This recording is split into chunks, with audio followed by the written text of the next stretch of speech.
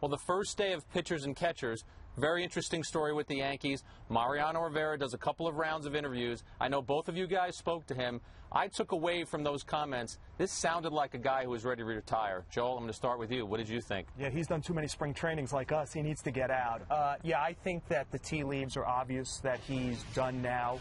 After this season, which makes this a fascinating season because it's part season for him, maybe part tribute, but also part audition for some of the people who are here, and also thinking about that feeling the Yankees have because they have Mariano Rivera, that everything's going to be okay. We're talking about a guy who blew Game 7 of a World Series, and not for 1 second did anyone think the following year, I wonder what's going to happen with him, if he's going to be okay or we're going to be okay. He's the only closer who is anti-agita. Right, he's been the best security blanket in baseball. And Bob, when you listen to his words, was there anything that he said that you think maybe has tipped the scales to push him away from baseball?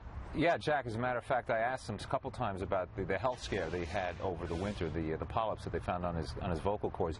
And I said, did it make you feel more vulnerable? Did it make you change your outlook on life? And he was very candid about it. He said, yes, it scared me a lot. He said, they told me it probably wasn't cancer, but you don't know until you really know. And I think at that moment he realized, you know, he has other things in his life. He has things to do in his life other than baseball. And I think that sort of pushed him a little closer. And the other thing is also, he said he wants to go out on top. He's not a pitcher who wants to finish out as a B+ and a B+ rating. He wants to be known as the best, sort of like the Sandy Koufax, dominant until the very end. So that, combined with the fact that he could have been very sick this winter, changed his outlook completely. Right, we could talk for the rest of the show about his numbers, 603 saves, all that he's done. What about the guy who has to replace Mariano Rivera? Now, if you were to look at it right now, you would say David Robertson, with the season that he had last year, could be the heir apparent. But it's very different when you have to get those last 3 outs in the 9th inning. What do you think about Robertson, Joel, in that potential role? You know, it's interesting you say that, Jack, because today when he talked about it, he said the one save he got last year, the final 3 outs felt so different from anything else because there is no safety net, and the whole team relies on you. And you're an air traffic controller. You either land the plane or crash the plane. There's no in-between when you do that job. And I think it's a little premature to say it's going to be David Robinson or even David Robinson or Rafael Soriano. Because if you think about it, Mariano Rivera came from nowhere. He was kind of a failed starter. And I think you've got to broaden your mind. Maybe it's going to be Dellin Betances. Maybe Michael Pineda never develops a third pitch.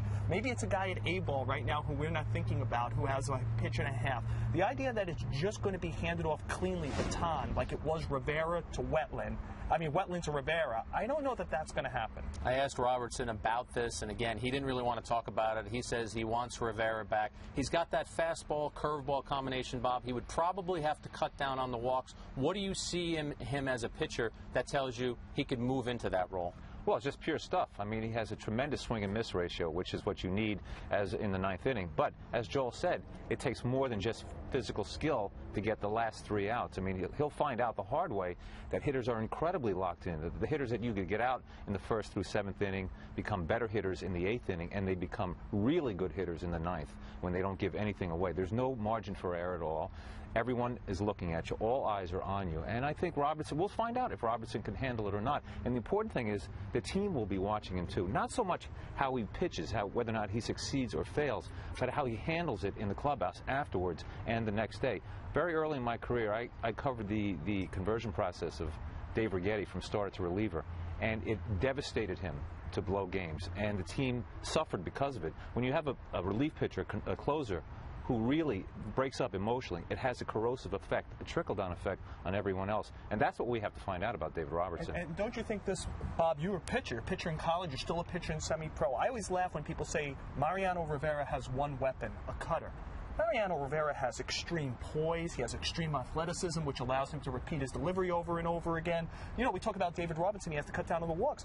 Mariano Rivera, keys to success when you're closing in the 9th inning. Doesn't walk anyone, doesn't give up homers. To give up 1 run, you got to get 3 singles before you get 3 outs. That's very hard to do. 60-plus innings last year. He walked 8 batters, Rivera, to exemplify the points that you're talking about. I also thought it was interesting that Robertson said maybe he'll pull a Brett Favre and maybe he'll come back and unretire. So some of the Yankees don't want to see him leave. Joe Girardi is one of the guys who wouldn't want to see Rivera leave. He'd rather have Mariano Rivera as that closer for as long as he remains manager.